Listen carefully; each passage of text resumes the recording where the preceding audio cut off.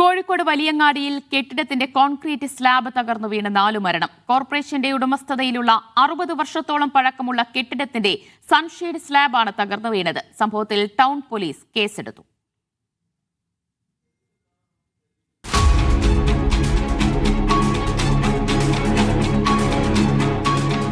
ഉച്ചയ്ക്ക് 11:15 അപകടം.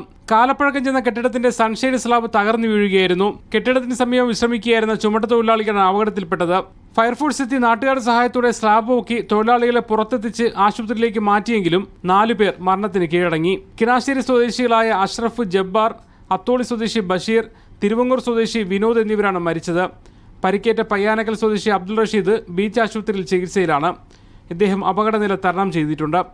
പഴയ പാസ്പോർട്ട് ഓഫീസ് പ്രവർത്തിക്കുന്ന കെട്ടിടത്തിലാണ് അപകടം ഉണ്ടായത്. നിരവധി വ്യാപാര സ്ഥാപനങ്ങൾ ഇപ്പോഴും കെട്ടിടത്തിൽ പ്രവർത്തിക്കുന്നുണ്ട്. കെട്ടിടം ഒഴിയാൻ കോർപ്പറേഷൻ നോട്ടീസ് നൽകിയിരുന്നുവെന്നാണ് വിവരം. സംഭവവുമായി ബന്ധപ്പെട്ട് ടൗൺ പോലീസ് അസ്വാഭാവിക മരണത്തിന് കേസെടുത്തു. മീഡിയ 1 കോഴിക്കോട്. കൂടുതൽ വിവരങ്ങളുമായി സമീർ സി മുഹമ്മദ് ചേരുകയാണ്. സമീർ, ഈ കെട്ടിടം തകർന്നതുമായി ബന്ധപ്പെട്ട ഇപ്പോൾ കോർപ്പറേഷനെതിരെ, ഭരണകൂടത്തിനെതിരെ വലിയ പ്രതിഷേധം ഉയരുകയാണ്.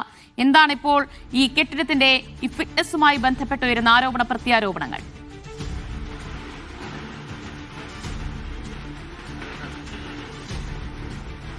ദിവ്യ, കെട്ടിടം പൊളിക്കാൻ നേരത്തെ തന്നെ നിർദ്ദേശം നൽകി എന്നുള്ള വിശദീകരണമാണ് കോഴിക്കോട് കോർപ്പറേഷന്റെ ഭാഗത്തുനിന്ന് വരുന്നത്. അങ്ങനെയെങ്കിൽ എന്തുകൊണ്ട് അത് പൊളിച്ചു മാറ്റിയില്ല എന്നുള്ള മറുചോദ്യവും ഉയരുന്നുണ്ട്. മാത്രമല്ല, അവിടെ ഇപ്പോഴും സ്ഥാപനങ്ങൾ പ്രവർത്തിക്കുന്നുണ്ട്.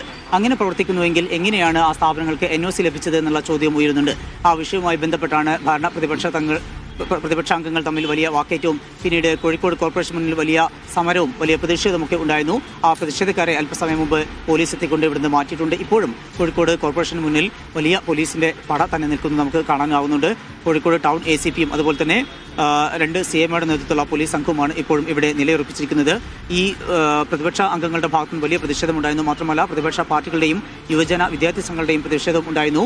മേയറെ ഉപരോധിച്ചുകൊണ്ടുള്ള പ്രതിഷേധം ഉൾപ്പെടെ ഉണ്ടായിരുന്നു. അത്തരം സംഭവങ്ങൾ ഉണ്ടാവാതിരിക്കാനും അനിഷ്ട സംഭവങ്ങൾ ഒഴിവാക്കാനും വേണ്ടിക്കൊണ്ടാണ് പോലീസ് ഉദ്യോഗസ്ഥരെ ഇവിടെ നിയമിച്ചിരിക്കുന്നത്.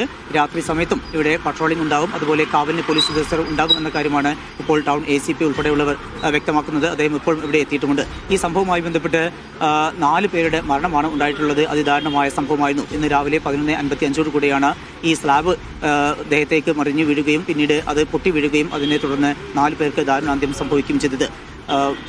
സംഭവവുമായി ബന്ധപ്പെട്ട് ഒരാളുടെ പോസ്റ്റ്മോർട്ടം നടപടികൾ ഇപ്പോൾ പൂർത്തീകരിച്ചിട്ടുണ്ട്. കോഴിക്കോട് ഗവൺമെന്റ് ബീച്ച് ആശുപത്രിയിലായിരുന്നു ജബ്ബാർ എന്ന വ്യക്തിയുടെ പോസ്റ്റ്മോർട്ടം ഉണ്ടായിരുന്നത്. അത് ഇപ്പോൾ പൂർത്തീകരിച്ചുകൊണ്ട് മൃതദേഹം ഇവിടുന്ന് വിട്ടു നൽകിയിട്ടുണ്ട്. മറ്റ് 2 പേരുടെ പോസ്റ്റ്മോർട്ടം ഇപ്പോൾ കോഴിക്കോട് മെഡിക്കൽ കോളേജിൽ പുരോഗമിക്കുകയാണ്. അവരുടെ മൃതദേഹം വൈകാതെ തന്നെ കോഴിക്കോട് മെഡിക്കൽ കോളേജിൽ നിന്ന് അവരുടെ ബന്ധുക്കൾക്ക് വിട്ടു നൽകും. ഇപ്പോൾ കിനാശ്ശേരി സ്വദേശിയായിട്ടുള്ള ജബ്ബാറിന്റെ മൃതദേഹമാണ് ബീച്ച് ആശുപത്രിയിൽ നിന്ന് കൊണ്ടുപോയിരിക്കുന്നത്. മെഡിക്കൽ കോളേജിലുള്ളത് അഷ്റഫ്. അപകടാവസ്ഥയിലാണ് എന്ന് കണ്ടെത്തിയിട്ടും അത് പൊളിച്ചു മാറ്റാത്തതിനെതിരെയാണ് ഇപ്പോൾ കോർപ്പറേഷനെതിരെ വലിയ പ്രതിഷേധം ശക്തമാകുന്നത്. സമീർ സി മുഹമ്മദാണ് വിവരങ്ങൾ നൽകിയത്.